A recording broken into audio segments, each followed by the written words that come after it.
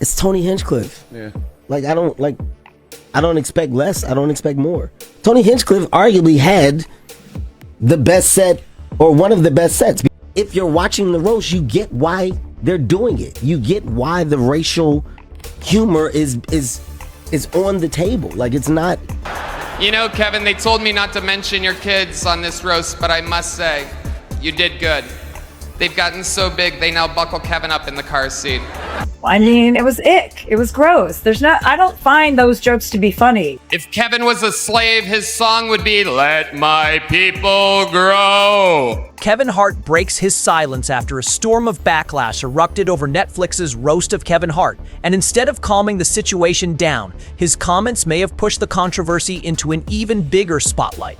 What started as another celebrity roast packed with edgy jokes suddenly turned into one of the most heated debates online, with critics accusing the special of crossing a line that should never have been touched. Kevin is so short. Kevin's so short that they're going to have to lynch him from a bonsai tree. Shane Gillis, he looks like the type of slave owner that you can trick into buying Kevin Hart. He'll get bigger, right? The outrage exploded after comedian Tony Hinchcliffe made jokes referencing George Floyd during the live Netflix event, including remarks tied to Floyd's final moments before his death in 2020. You've done good though, Kevin. The black community is so proud of you. Right now, George Floyd is looking up at us all, laughing so hard that he can't breathe. Almost immediately, clips from the roast flooded TikTok, X, Instagram, and YouTube Shorts, triggering massive reactions from viewers who said the material was not just offensive, but deeply disturbing. Within hours, social media turned into a battlefield. Some defended the roast format as comedy doing what comedy has always done, pushing boundaries.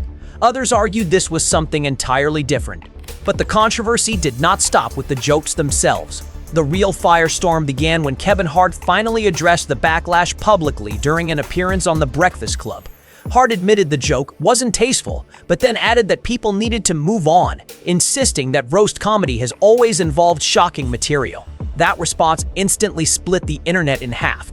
Yeah, the George Floyd joke, it wasn't a tasteful joke to our culture, to our audience, but our audience that's watching the roast, if you're watching the roast, you get why they're doing it. You get why the racial humor is on the table. Critics accused Hart of minimizing the pain connected to George Floyd's death, while supporters argued he was simply defending artistic freedom and refusing to be blamed for comments he didn't personally make. Then things escalated again when Minneapolis activists, civil rights leaders, and supporters of George Floyd's family began demanding accountability, not only from the comedians involved, but from Hart and Netflix themselves. Suddenly, the conversation became much bigger than one joke. Why didn't Hart step in during the live show?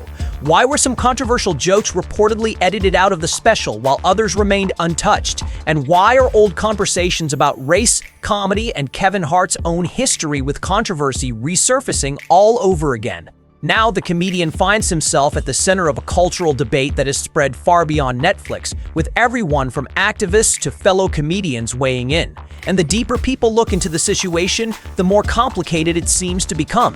What started as one controversial moment quickly turned into a full-scale media firestorm. The controversy exploded during Netflix's Roast of Kevin Hart, a live comedy event that was supposed to celebrate Hart's career with brutal jokes, celebrity appearances, and the kind of outrageous humor roast audiences have come to expect. But one moment in particular changed the entire conversation around the special almost instantly. During his set, comedian Tony Hinchcliffe made jokes referencing George Floyd and his final words before his death, comments that many viewers immediately described as shocking and deeply insensitive. The reaction online was immediate.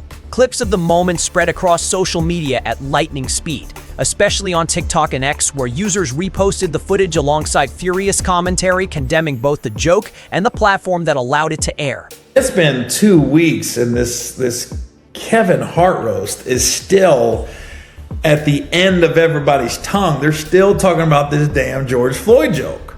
And it's funny now because now the comedians within the roast are going after it. Kevin went on The Breakfast Club and he was defending, he goes, I didn't tell the joke. Tony Hinchcliffe told the joke. And when people say Kevin was supposed to stop That would have made it even more awkward if he would have stopped Tony from saying that. For many people, the reaction was about more than comedy. George Floyd's death remains one of the most emotionally charged events in recent American history, and communities in Minneapolis are still dealing with the trauma and aftermath years later. Activists pointed out that families, young people, and entire neighborhoods continue to carry the emotional weight of what happened in 2020. Because of that, many viewers felt the joke turned a real tragedy into entertainment.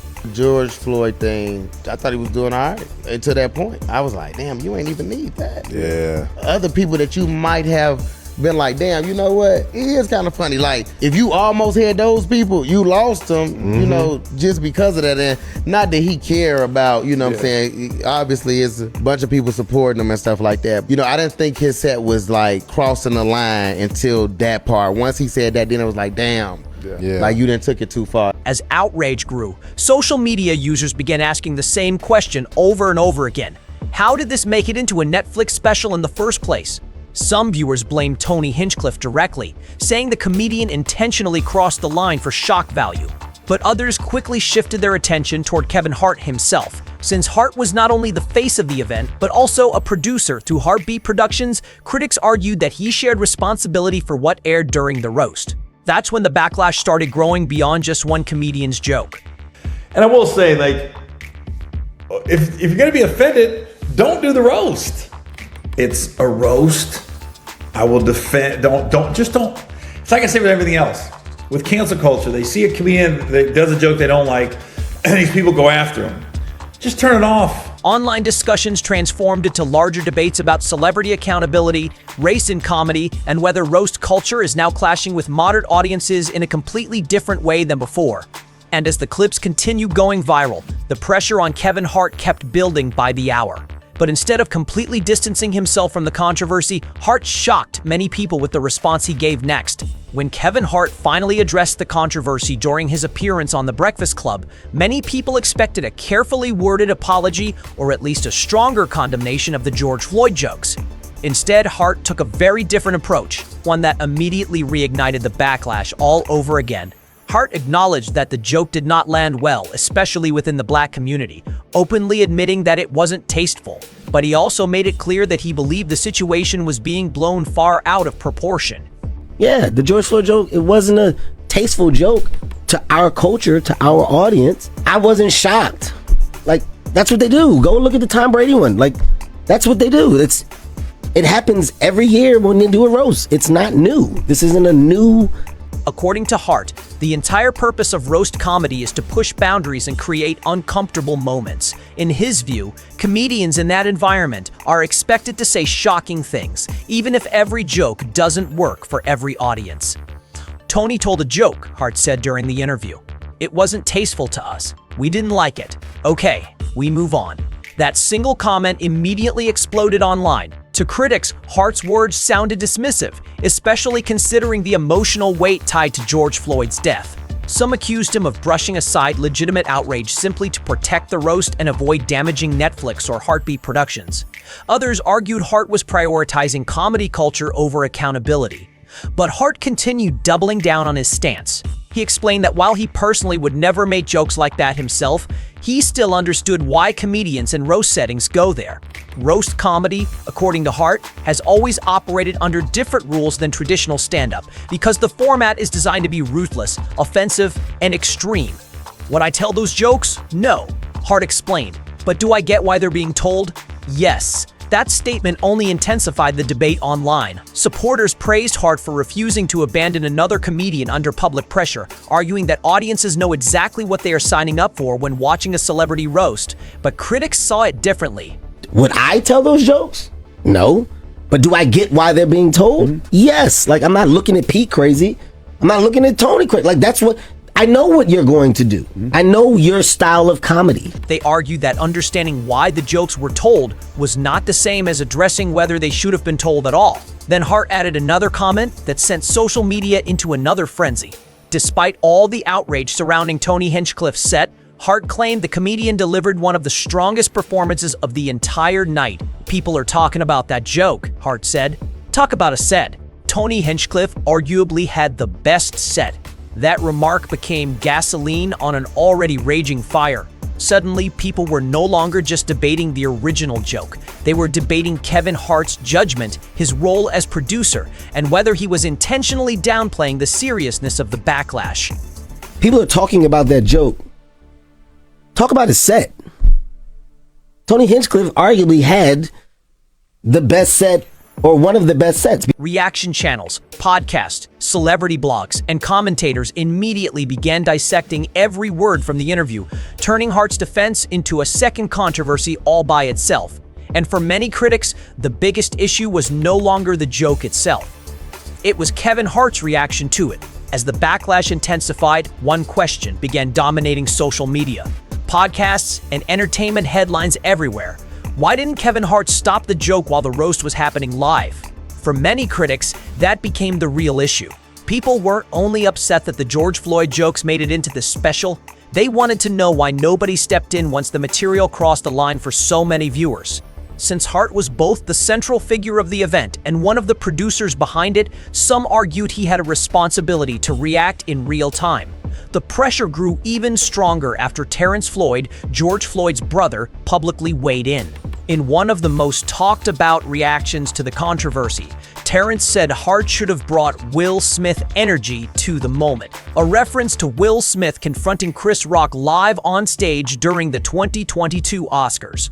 They said, you know, it should have had not the Will Smith action, but the Will Smith energy, where you stand up. Like and Kevin Hart should have responded differently. Right.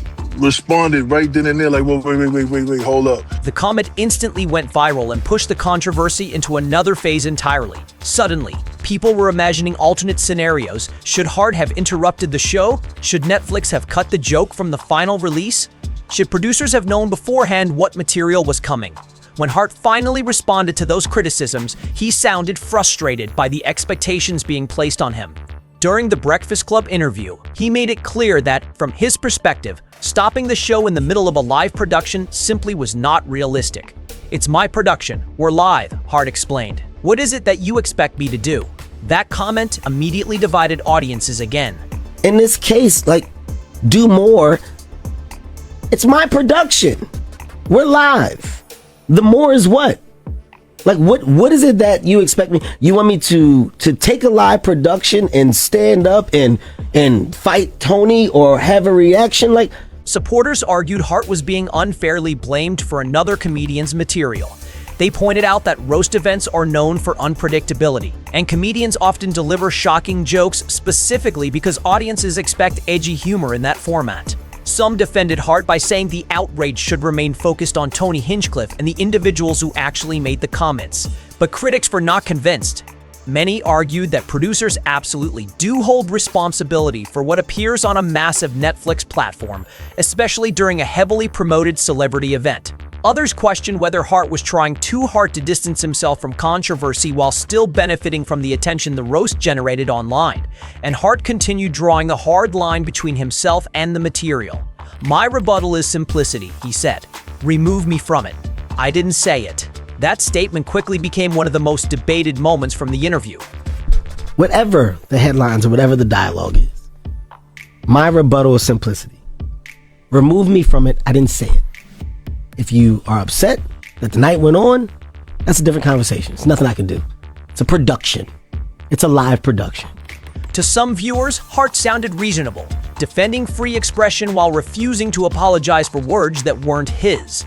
But to others, the comment came across as avoiding accountability altogether, especially since HartBeat Productions helped produce the event. At that point, the controversy was no longer staying contained to internet arguments and reaction videos. The backlash had started spreading beyond celebrity gossip pages and comedy podcasts. And then the situation escalated even further when Minneapolis leaders and civil rights organizations stepped directly into the conversation.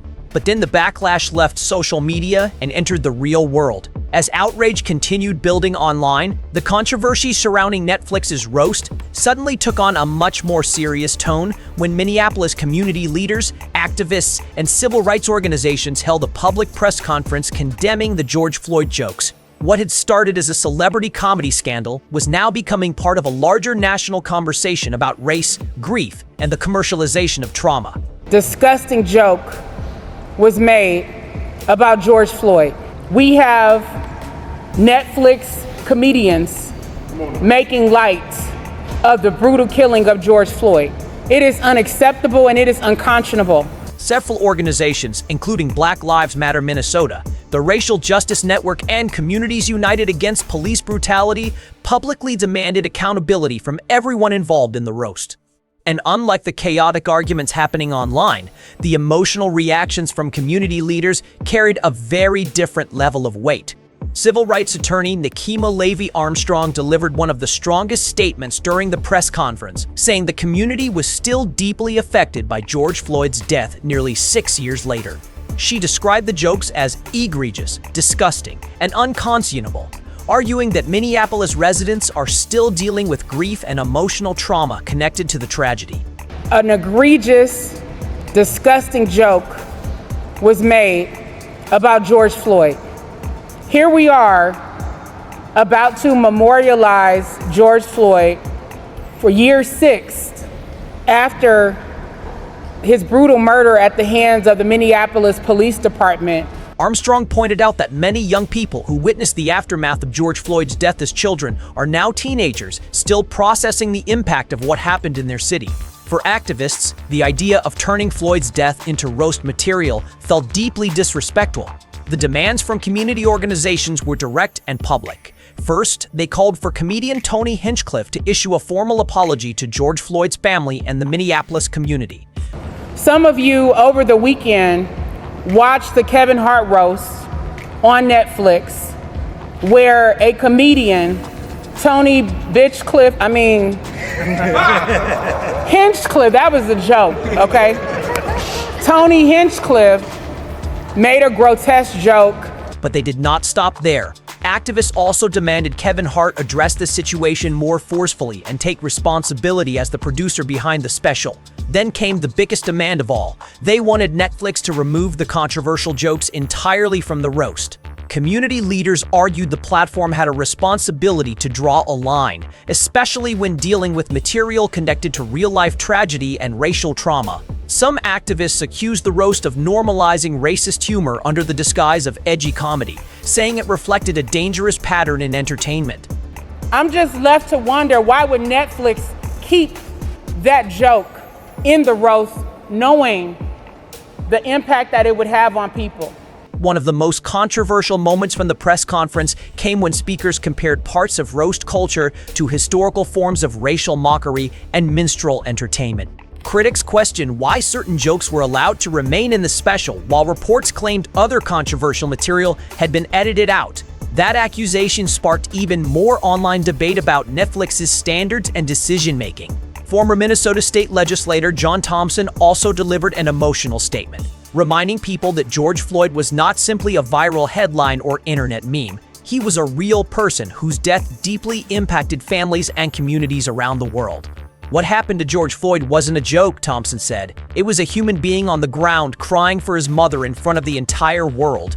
As clips from the press conference spread online, the controversy reached an entirely different level. This was no longer just comedians arguing over boundaries in humor. Activists, civil rights leaders, and grieving communities were now directly confronting Netflix and Kevin Hart in public. And the pressure only grew when other comedians started speaking out too. As public outrage continued growing, the controversy inside the comedy world started becoming just as intense as the backlash outside of it. Suddenly, comedians themselves were openly criticizing parts of the roast, creating a messy divide between performers who defended edgy humor and others who felt the George Floyd material went way too far. One of the biggest names to publicly react was Chelsea Handler, who did not hold back when discussing the special afterward. Handler described some of the jokes as gross and disgusting, making it clear she believed certain material crossed a line that roast comedy should never cross.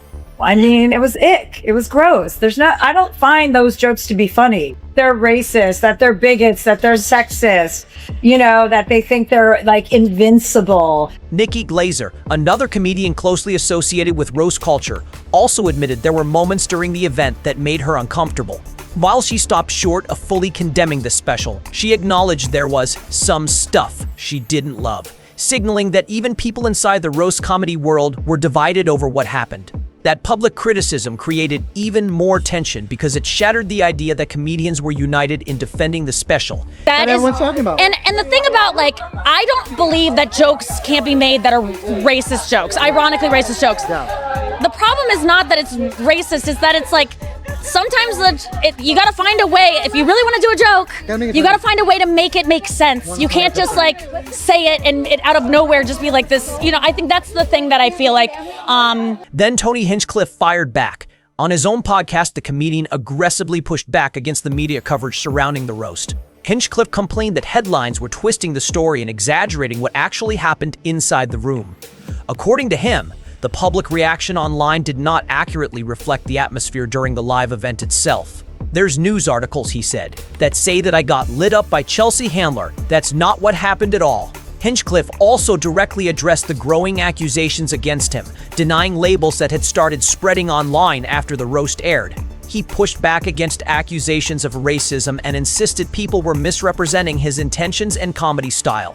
But instead of calming the situation down, his comments added even more fuel to the controversy. Things became even messier after his public back and forth with Chelsea Handler gained traction online. During the roast, Handler had mocked Hinchcliffe with brutal jokes about his appearance and reputation, including comparisons that instantly went viral on social media. Hinchcliffe later responded angrily on his podcast, escalating the feud further and turning their exchange into another headline surrounding the already controversial event.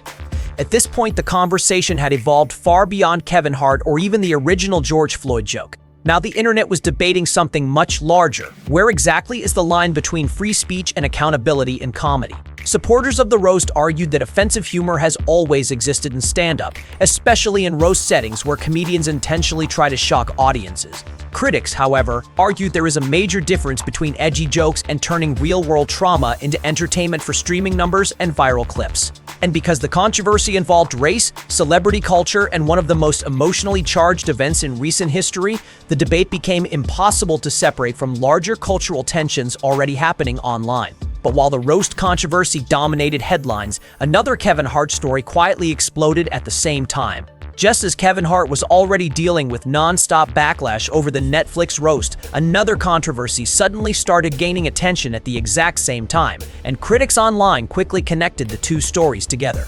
Reports began circulating claiming HartBeat Productions, Hart's entertainment company, was facing major internal problems after layoffs, executive shakeups, and restructuring moves reportedly hit the company behind the scenes. Some headlines painted the situation as complete chaos, suggesting Hart's media empire was struggling while he was simultaneously trying to contain fallout from the roast controversy. The timing could not have been worse. As social media users debated the George Floyd backlash, entertainment blogs and news outlets suddenly began publishing stories questioning what was really happening inside HartBeat. Rumors spread that the company was downsizing aggressively, while critics online started speculating that Hart's brand might be facing a larger image crisis. But Kevin Hart wasted no time responding. During the same Breakfast Club appearance where he addressed the roast backlash, Hart pushed back hard against the reports surrounding his company. He dismissed many of the headlines as clickbait, accusing media outlets of twisting routine business decisions into dramatic narratives designed to generate attention. "It's dumb," Hart said bluntly. "People are looking for clicks." According to Hart, the reality was much less dramatic than the headlines made it sound. He explained that HartBeat was simply adapting to the current entertainment landscape, where companies across Hollywood are reducing spending, cutting overhead costs, and restructuring operations to stay profitable in an unpredictable industry. Hart described the downsizing as a strategic business move rather than a sign of collapse. "Reducing overhead expenses means you cut back," he explained. "Why? Because you want to keep your margins a plus? Conservative." In Hart's view, the company had simply grown larger than necessary. He argued that streamlining operations was the smart financial decision, especially during a time when entertainment companies everywhere are becoming more cautious with spending. "My company was too big," Hart admitted. "I don't need 80 people to operate how we're operating now." Still, critics online were not convinced things were as simple as Hart described. Some social media users argued that the HartBeat controversy, combined with the roast backlash, reflected a larger problem surrounding Hart's public image. Others pointed out that Hart had faced multiple public controversies over the years, and they questioned whether audiences were starting to look at him differently than before. At the same time, supporters defended him aggressively, arguing that Hart was being unfairly targeted because of his celebrity status. They pointed out that layoffs and restructuring have become common across the entertainment business, especially after major industry slowdowns and changes in streaming economics. Hart also made it clear that HartBeat was still very active despite the headlines. He emphasized that the company continues producing major projects, including Netflix content connected to his comedy brand. The roast of Kevin Hart itself was a HartBeat production, and Hart highlighted upcoming projects like the film 72 Hours as proof the company remains operational and successful. Then Hart revealed another major business move that shifted the conversation even further. He recently partnered with Authentic Brands Group, the massive company connected to brands like Reebok, Champion, and Guess, a move Hart described as expanding his reach rather than shutting down HartBeat. Some reports had framed the partnership as the end of Hart's independent production company, but Hart strongly denied that narrative. "Kevin Hart will never do a movie or project and allow someone else to produce for me," he said. According to Hart, the partnership was about scaling his brand to an even larger level while maintaining creative control under the HartBeat umbrella. But online, the damage was already spreading. Critics merged both controversies together into one larger narrative. Kevin Hart facing backlash publicly while also dealing with scrutiny behind the scenes professionally. Whether fair or unfair, the internet had started analyzing every move Hart made through a much more critical lens. And by this point, the internet had completely split into two sides. As the controversy continued dominating headlines, the internet became deeply divided over Kevin Hart, roast comedy, and where the line between humor and accountability should actually be drawn. On one side were supporters defending Hart, Tony Hinchcliffe, and the entire concept of roast comedy itself. Many argue that roasts are intentionally offensive by design, and that audiences know exactly what they are signing up for before watching. To them, the outrage represented another example of comedy being policed by online culture. Some viewers insisted comedians should not be censored simply because jokes make people uncomfortable. Others argued that removing controversial humor entirely would destroy the purpose of roast comedy altogether. Across podcasts, reaction channels, and comment sections, defenders repeatedly claimed that comedy has always tested boundaries and that audiences are becoming too sensitive to separate jokes from real-life beliefs. But on the other side, critics argued this situation was fundamentally different. For many people, George Floyd's death was not just another celebrity headline or historical event. It represented real trauma tied to racial injustice, protests, and national grief that still affects communities years later. Critics argued that turning those moments into entertainment crossed a moral line regardless of comedic intent. And because Kevin Hart chose to defend the roast format instead of fully condemning the jokes, many people felt he became part of the controversy rather than simply caught in the middle of it. What made the situation even more explosive was the role social media algorithms played in amplifying every reaction. Short clips from the roast spread across TikTok, X, Instagram Reels, and YouTube Shorts at incredible speed, often stripped of context and reposted alongside emotional commentary. Outrage spread faster than explanations ever could. Reaction videos generated millions of views. Podcasts dissected every sentence Hart said during The Breakfast Club, and every new viral clip reignited the argument all over again. In many ways, the controversy stopped being about one Netflix special entirely. Instead, it became part of a much larger debate happening across entertainment and internet culture right now. Can comedians still rely on shock humor in today's social climate? Should real-world tragedy ever become comedy material? Where does free expression end and accountability begin? And are celebrities responsible for content created under their platform even if they didn't personally say it? Then another accusation added fuel to the fire. Some viewers began criticizing Netflix itself for what they called selective editing. Reports spread online claiming certain controversial jokes aimed at political figures were removed or altered from the roast, while the George Floyd material remained untouched. Critics questioned why some content was considered unacceptable enough to edit out, while other inflammatory material stayed in the final product. That accusation intensified scrutiny toward Netflix's decision-making and editorial standards. Suddenly, the streaming giant found itself pulled directly into the controversy alongside Kevin Hart and the comedians involved. And as debates raged across social media, one reality became impossible to ignore. The controversy had completely outgrown the roast itself. It had evolved into a larger cultural argument about race, comedy, media outrage, celebrity influence, and the internet's power to transform a single moment into a national conversation overnight. And now one major question is hanging over the entire controversy. What began as a controversial moment during Netflix's roast of Kevin Hart quickly exploded into something far bigger than anyone expected. A single joke referencing George Floyd triggered outrage across social media, sparked condemnation from activists and civil rights leaders, divided comedians, and placed Kevin Hart directly at the center of a growing cultural firestorm. And once Hart publicly defended the roast format during his Breakfast Club interview, the backlash intensified even more. Critics accuse Hart of minimizing a deeply painful subject while avoiding accountability as the producer behind the event. Supporters argued he was simply defending comedy tradition and refusing to apologize for words he never personally said. Meanwhile, activists in Minneapolis demanded a publicity at PS and called on Netflix to remove the controversial material entirely. Then, as the debate spiraled online, separate scrutiny surrounding HartBeat Productions added even more pressure to Hart's public image, turning one controversy into multiple headlines unfolding at the exact same time. And through all of it, the internet remained completely divided. Some people believe comedy must remain fearless, even when jokes fail. Others believe there are certain tragedies that should never become entertainment under any circumstance. So now the question everyone keeps asking is this: did Kevin Hart simply defend the long-standing culture of roast comedy, or did this controversy finally expose where modern audiences are drawing the line? One thing is clear: in today's internet era, one joke can instantly become a career-defining headline. Let us know your thoughts and comments below. If you enjoyed this breakdown, don't forget to like this video to support the channel. And turn on notifications so you never miss an upload. Until next time, peace out.